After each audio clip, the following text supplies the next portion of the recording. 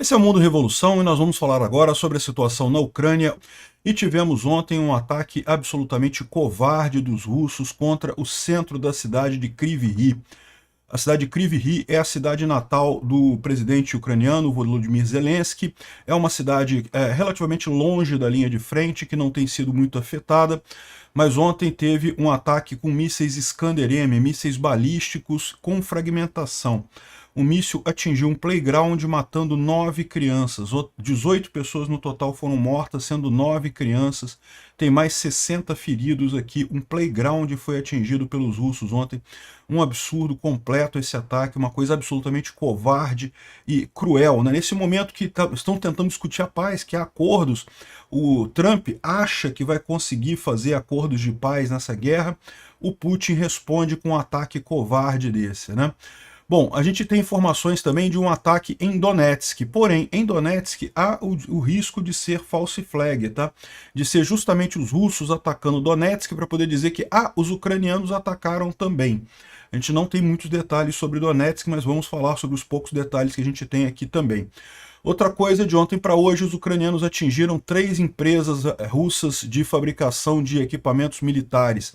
Aqui em Mordóvia foi uma fábrica de fibra ótica, para drone de fibra ótica. A única fábrica de fibra ótica da Rússia foi destruída aqui. Também aqui teve uma fábrica de explosivos em Samara, que foi destruída. E também aqui em Shakhtarsk, uma outra indústria também foi atingida aqui nessa região. Na linha de frente, continuam as brigas ali em Pokrovsk, os russos avançando um pouquinho, os ucranianos avançando um pouquinho. Nenhuma grande mudança na região ali de Pokrovsk nesse momento, né? A gente continua com muitas indicações de que os russos voltaram a criar batalhões de retaguarda, que se o soldado russo recuar, ele é morto pelos próprios russos. Isso tem sido alvo de críticas entre os próprios Telegram russos ali, né?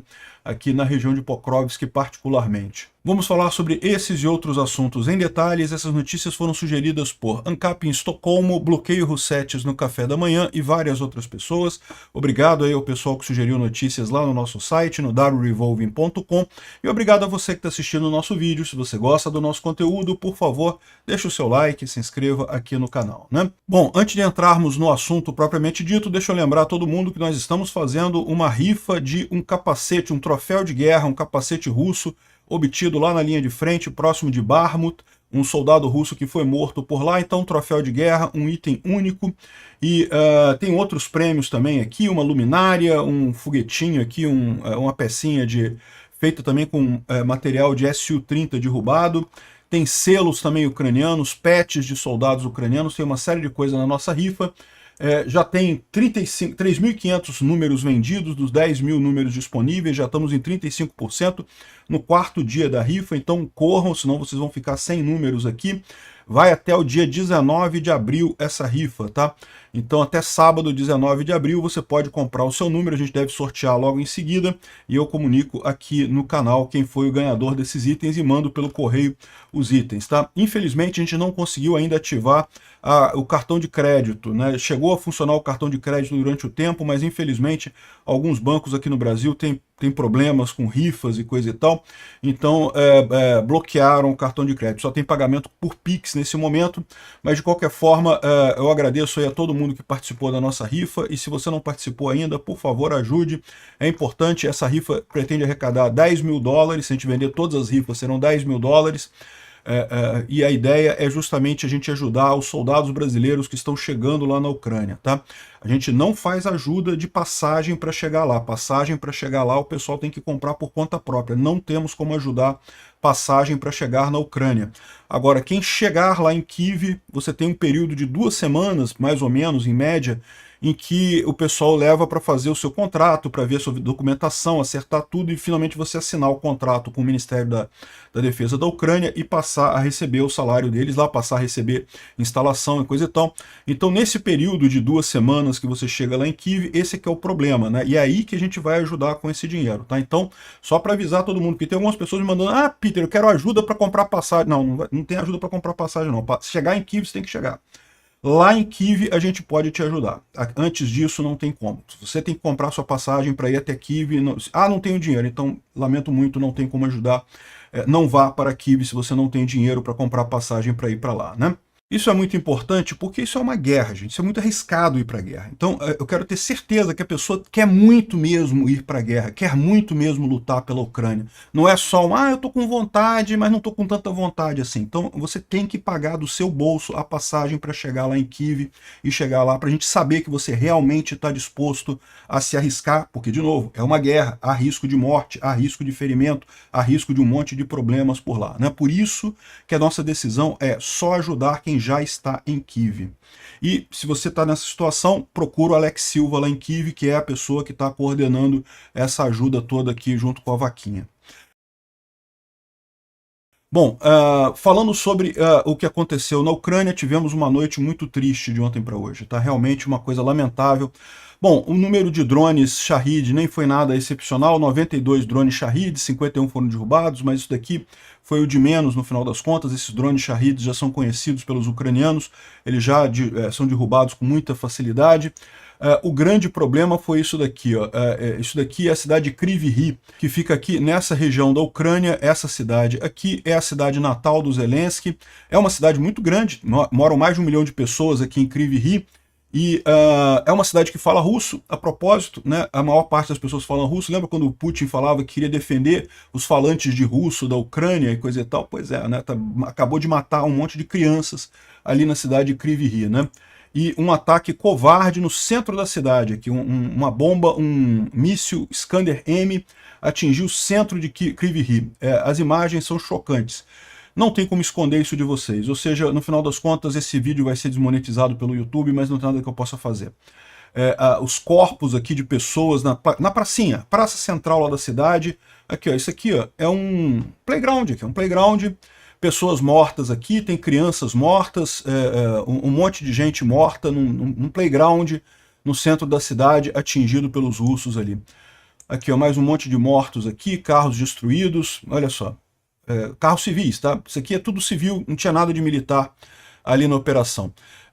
Foram pelo menos 5 prédios residenciais danificados e os ataques, aqui, ó, até aqui foram 14 mortes. Esse aqui foi quando o Zelensky publicou esse post, mas na verdade a gente já tem atualização. O total foram 18 mortos, sendo 9 crianças e mais 60 feridos no total neste momento ali em Kryvyi Rih, né? Aqui mais uma coisa triste, porque como eu falei para vocês, foram muitas crianças mortas e uma pracinha, cara, um playground com crianças, né? E aqui você vê aqui uma mãe chorando sobre o corpo de uma criança.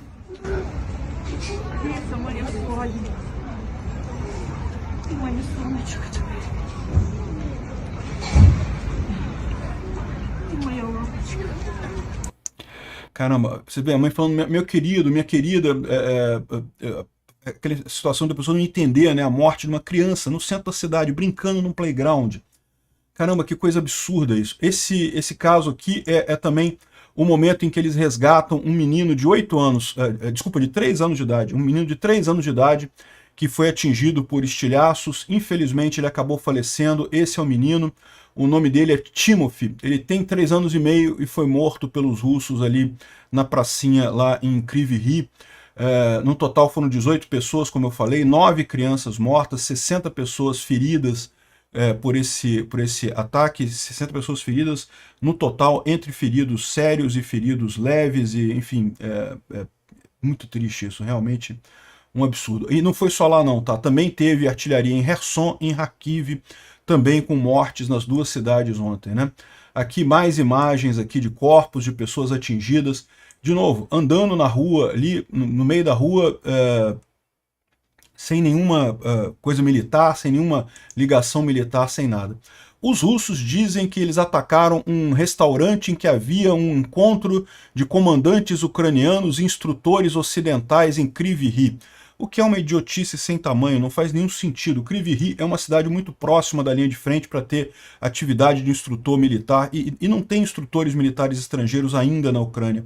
O Zelensky ontem estava justamente na Inglaterra negociando a ida de instrutores e tropas francesas e inglesas para a Ucrânia para fazer treinamento, mas certamente não vão fazer treinamento aqui, né? Vão fazer treinamento no oeste da Ucrânia, evidentemente, né? É o ponto, já é feito, a maior parte do treinamento dos soldados que vão para a Ucrânia já é feito aqui no oeste da Ucrânia, no final das contas, né? Então, isso é uma mentira russa evidente, uma coisa que não tem nenhuma lógica isso daqui, e é apenas uma justificativa para aquilo que eles querem fazer. O que eles querem é causar danos. Eles já viram que não tem como ganhar essa guerra, então eles querem destruir, fazer terra arrasada na Ucrânia, matar crianças, matar pessoas, para simplesmente causar dor, né? O Zelensky criticou muito essa ação, ele estava ontem em Sumy, né? Sumy é essa outra região da Ucrânia, aqui onde há uma série de operações ucranianas aqui, e os russos, né, também têm operações por aqui. Ele estava nessa região para apoiar as tropas ucranianas aqui, depois ele voltou, ele foi também para Kryvyi Rih, mas então ele também criticou mais uma vez esse absurdo que no meio de uma negociação de paz, no meio de uma negociação em que os russos se comprometeram a não atingir a infraestrutura ucraniana, os russos vão e atingem o centro de uma cidade com um monte de criança, um monte de civis. E detalhe, né, até aqui os ucranianos estão seguindo o cessar-fogo. Você pode ver que desde o dia 18 de março a gente não anuncia nenhuma refinaria ou depósito de combustível russo atingido pelos ucranianos, né? Isso vai até o dia 18 de abril. É o cessar-fogo que tinha sido acordado entre a Ucrânia e os Estados Unidos. Depois do dia 18 de abril, volta a estar valendo de novo atingir infraestrutura. Os ucranianos não atingiram a infraestrutura de energia russa, mas atingiram algumas empresas. Isso daqui é a empresa Optic Fiber Systems. O nome dela é em russo, né? Mas enfim, o ponto é que ela é a principal, a única fabricante de fibra ótica na Rússia, localizada na Mordóvia, na cidade de Saransk, e foi atingida ontem por drones, está pegando fogo ali o prédio. Esse daqui é o prédio normalmente deles lá, né? E aqui é depois de atingido por drone.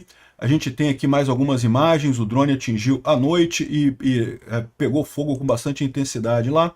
Dá para ver aqui o prédio totalmente destruído. Hoje pela manhã teve mais um drone ucraniano que atingiu essa planta, mas esse drone não explodiu. Pode ter sido alguma falha ou pode ter sido simplesmente que ele vai pegar fogo de novo, vai botar fogo de novo na empresa. O que a gente tem, as imagens que a gente tem são do ataque anterior de ontem, né? De qualquer forma, o ataque foi um sucesso, a fábrica pegou fogo e destruiu completamente ali, mais um tempo sem fibra ótica para os russos, né? Os ucranianos também têm várias fábricas de fibra ótica por um problema muito simples. Todo mundo está apostando agora em drones de fibra ótica, e o grande produtor de fibra ótica, como não poderia deixar de ser, é a China, só que a China não tem capacidade para fornecer fibra ótica no nível de demanda que tanto a Rússia quanto a Ucrânia precisam. Então, a Ucrânia está fabricando fibra ótica internamente e agora a Rússia também, só que a Rússia foi destruída a fábrica deles aqui, né? Não foi só ali não, tá? Teve também aqui em Shakhtarsk, aqui nessa região aqui, ó, Chartinsky, nessa região aqui, Novochartinsky. Essa cidade aqui russa foi atingida, a gente não tem imagens do que foi atingido, apenas os russos confirmando aqui, conversando no Telegram, que não, que teve explosões aqui na fábrica XYZ, e não sei o que lá. Essa é a notícia que o pessoal tem. E também tem essa outra imagem aqui de uma fábrica em Samara, que teria sido atingida, ó.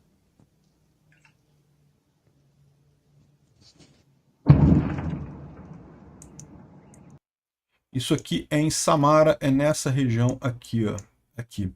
Então, aqui foi de fibra ótica, aqui foi uma outra qualquer. Essa aqui é de explosivo, uma fábrica de explosivo que foi atingida lá em Samara, né? Você vê que já estava pegando fogo quando caiu mais um drone que eles gravaram. Teve várias explosões ali, a fábrica também foi atingida. Agora, uma outra coisa que aconteceu de ontem para hoje foram várias explosões na região ocupada de Donetsk nesse momento, ou seja, próximo da arena de Donetsk. Então o que a gente está falando? A gente está falando dessa região aqui. Donetsk é essa grande cidade aqui, é a maior cidade ucraniana ocupada pelos russos, foi ocupada lá em 2014 e ainda está em domínio russo desde então, e a arena, essa área aqui, é bem no centro da cidade lá, é uma área que é usada pelas tropas russas para armazenagem de equipamentos e base, né? Na verdade, toda a cidade de Donetsk, hoje em dia, é uma cidade praticamente fantasma, devido à destruição causada pelos russos, mas ainda tem muita gente que mora por lá. E houve grandes explosões ali naquela região. A gente não sabe exatamente o que causou. Os russos estão dizendo aqui que foram drones ucranianos e não sei o que lá, estão mostrando destroços de drones ucranianos aqui, dizendo que foram os ucranianos que destruíram isso daqui, mas já tem casos muito conhecidos de situações em que os russos fazem ataques de false flag e pegam destroços de drones ucranianos que eles pegaram em outros lugares e colocam ali no lugar e tiram essas fotos aqui. Ou seja, esse drone aqui pode ter sido usado para atingir uma fábrica em algum lugar, um depósito de munição em algum outro lugar. Os russos pegaram destroços, colocam ali e fazem o false flag para poder dizer que os ucranianos atingiram a população em Donetsk, né? Tá vendo? Nós atingimos em Kryvyi Rih, mas eles atingem em Donetsk também. Não descarto nada isso ser uma operação de false flag. Não temos muitas informações ainda nessa situação aqui em Donetsk. Por enquanto só temos essas informações aqui com os destroços publicados pelos russos, dizendo que foram os ucranianos que atingiram civis lá em Donetsk, o que não faz nenhum sentido. Para que os ucranianos iriam atingir civis em Donetsk? São ucranianos também. Os ucranianos atingirem conjuntos militares em Donetsk faz sentido, já fizeram ataques em Donetsk sim, visando depósitos de munição, depósitos de locais de comando e controle, esse tipo de coisa, é lógico, faz sentido os ucranianos atingirem em Donetsk, mas civis não faz sentido nenhum, né? Então vamos aguardar mais um pouco para entender exatamente o que está acontecendo aqui nesse ataque em Donetsk. O Zelensky falou que os Estados Unidos está considerando medidas contra a Rússia para conseguir um cessar-fogo.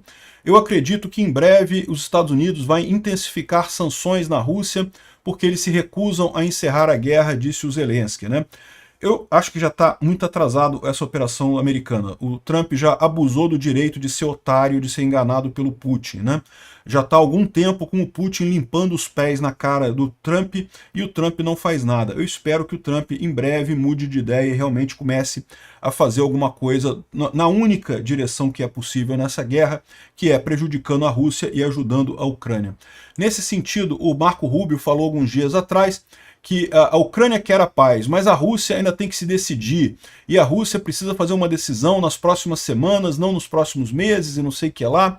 Enfim, a questão é essa, o Rubio. Olha só, a Rússia já fez a decisão dela. Olha o que está acontecendo em Kryvyi Rih.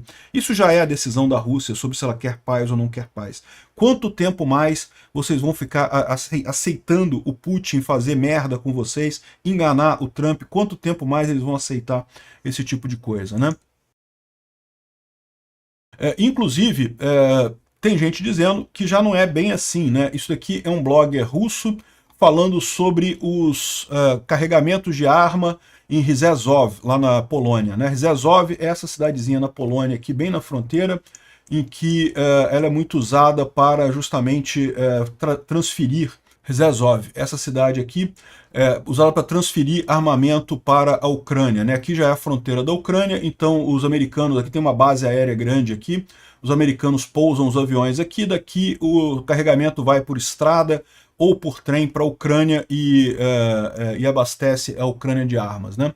E daí o pessoal aqui está preocupado justamente porque eles estão dizendo que a gente tinha falado no último post nosso que a situação em Rzeszów, nós notamos que muitos aviões estavam chegando na Polônia em março. E agora, no dia 4 de abril, as entregas continuam. Mais do que isso, no dia 4 de abril, 3 Boeings comerciais B747 voaram de diferentes bases aéreas nos Estados Unidos através de pontos de trânsito e um outro veio do Canadá, de Toronto, né? Em março, os americanos usualmente faziam 1 ou 2 voos, mas no dia 4 de abril já tinham 3 a 5 voos, né? Então pode-se dizer que, na verdade, essa pressão, medidas de pressão sobre a Federação Russa, que o Rubio está anunciando, já começaram a ser implementadas no final das contas, né? Isso daqui certamente é algum russo que tem lá na Polônia, que fica prestando atenção nessas coisas e abastecendo de informações os russos, né? E isso acaba no Telegram russo. Se isso aqui for verdade, é uma boa notícia no final das contas. Eu espero que seja esse o caso, né? Bom, falando sobre avanços, ali na região de Pokrovsk, os ucranianos tiveram mais alguns avanços aqui, já estão falando de uma linha defensiva, uma retaguarda russa, os russos já teriam retornado para essa nova linha defensiva aqui já abandonado toda essa região aqui que eles tinham chegado mais perto de Pokrovsk. Se isso for verdade, é uma boa notícia, mas a situação ainda é de zona cinza aqui, tá? Não tem definição nenhuma nesse ponto, né? Inclusive, foi nessa região em que um robô ucraniano foi usado para resgatar soldados feridos que estavam cercados pelo exército russo. O robô faz a evacuação, seria muito arriscado mandar soldados para fazer a evacuação dos feridos, né? Os feridos não conseguiam andar até a retaguarda, mas aí os feridos sobem no robô, o robô anda até a retaguarda e consegue salvar 3 soldados ucranianos, foram salvos nessa operação, excelente notícia, né? Por outro lado, os russos têm feito o contrário, têm usado os soldados feridos dele como alvo de carne, né? Ou seja, eles mandam o pessoal, aqui você está vendo um soldado russo com muletas e um soldado russo sentado numa cadeira de rodas, indo para a linha de frente justamente para disparar minas ou para serem atingidos por drones ou artilharia, de forma que aí os russos ficam sabendo onde tem as minas, onde vem os drones, de onde vem a artilharia, e podem tentar evitar, né? E segundo o pessoal está dizendo, o comandante gritava para eles: nós não precisamos de vocês, seus aleijados, vão lá e morram, né? E aparentemente isso tem se tornado uma coisa tão comum a ponto de que tem reclamações aqui no blog russo falando sobre o avanço da polícia do exército, né? A polícia do exército, teoricamente, serve para punir soldados que deserdam ou que fazem alguma coisa errada, mas nesse caso eles estão dizendo são aqueles batalhões que vão na linha de frente para obrigar os russos a continuarem a avançar. Se os russos recuarem, eles são mortos pelos próprios russos, né? Isso é uma situação terrível, mas mostra aquilo que a gente fala. Os russos não têm drones suficientes para causar danos nos ucranianos.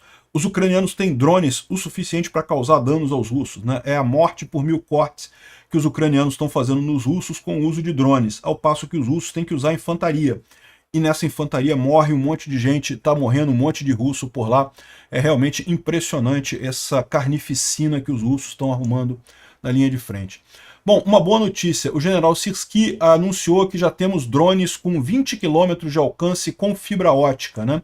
Drones de fibra ótica são a nova geração de drones, eles têm uma série de vantagens em relação aos drones tradicionais, porque eles prescindem de ondas de rádio. A fibra ótica em si é um cabozinho, né, um cabo fininho, bem levinho, mas que funciona. Você manda mensagens para o drone na linha de frente e eles estão chegando agora a 20 km. 20 km para drone é muita coisa, tá? Eu brinquei com um drone aqui, eu tenho um dronezinho aqui no Rio, de vez em quando eu brinco de tirar fotos por aqui. Chegar a 500 metros, meu amigo, já começa a ter falha de comunicação por aqui, já é difícil.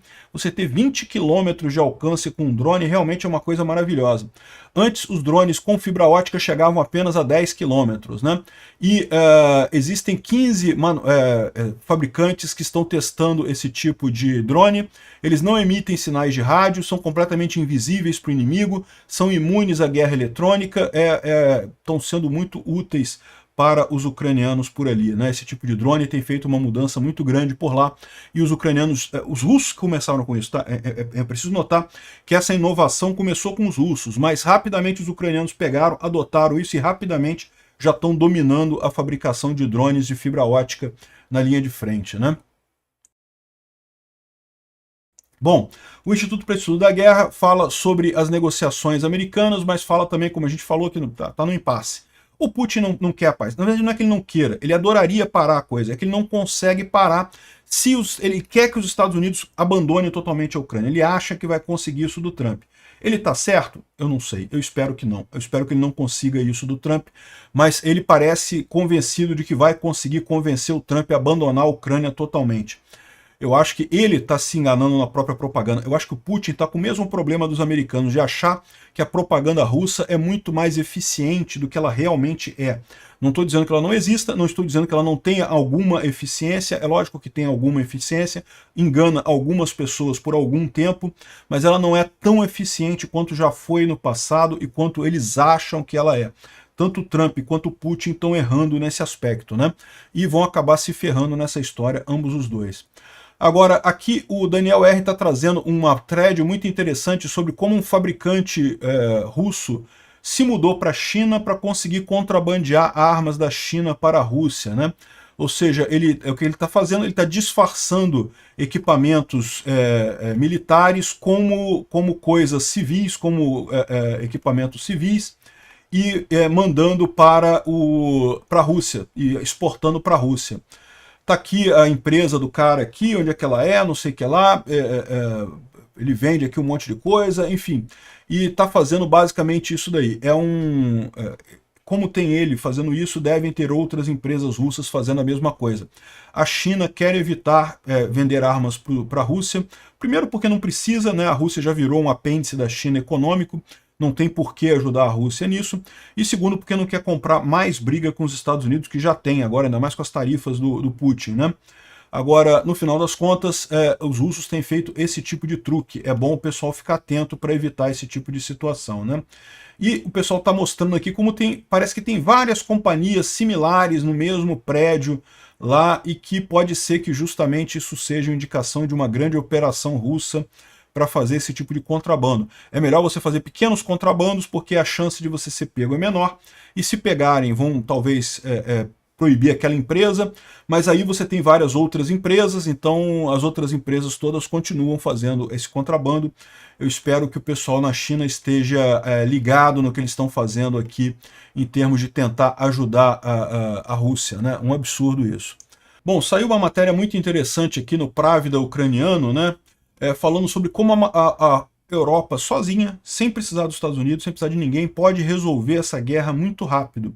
E a resposta para isso é usando os 300 bilhões de dólares de ativos russos congelados na Europa. É uma coisa relativamente simples de fazer. A Europa resiste em fazer isso porque teme perder outros investimentos similares a esse, mas a verdade é que isso resolveria essa guerra rápido, muito rápido mesmo. E a Europa sempre pode lembrar as pessoas que isso é indenização pela guerra.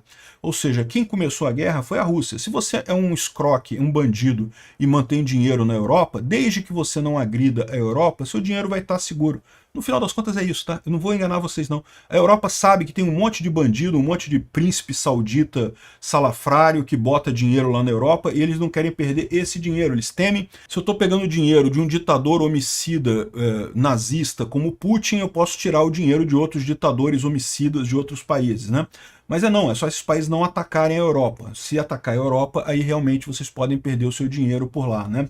É muito fácil fazer essa distinção, e com 300 bilhões de dólares em dinheiro, fica fácil para a Ucrânia ganhar essa guerra. A Rússia já está em dificuldade, com mais essa grana vai ser muito importante isso daí, encerraria esse assunto, né? Bom, outra coisa interessante foi o discurso do Mark Rutte, que é o chefe, o presidente da OTAN, né, o comandante da OTAN, né? E ele falou que a adesão da Ucrânia à OTAN é um fato irreversível. E eu acredito nisso, tá? Por mais que o Trump tenha falado não vai entrar para a OTAN, lembra, o Trump está até 2028, né? 2029 a história vai ser outra. A Ucrânia vai entrar para a OTAN inevitavelmente no final das contas. Obrigado por assistir o vídeo até o final. Se gostou do conteúdo, não esqueça de deixar o seu like, isso ajuda o canal a crescer e a chegar para mais gente. Se não gostou, deixe o dislike e explique nos comentários como podemos melhorar. Comente também sugestões de temas que podemos trazer por aqui. Comentários insultuosos ou defendendo ditaduras e criminosos de guerra serão sumariamente bloqueados. Agradeço a compreensão. Se ainda não é inscrito no canal, considere se inscrever clicando no botão inscrever-se abaixo e marcando a campainha para todos os avisos. Se quiser ajudar o canal, veja no nosso site como você pode fazer isso.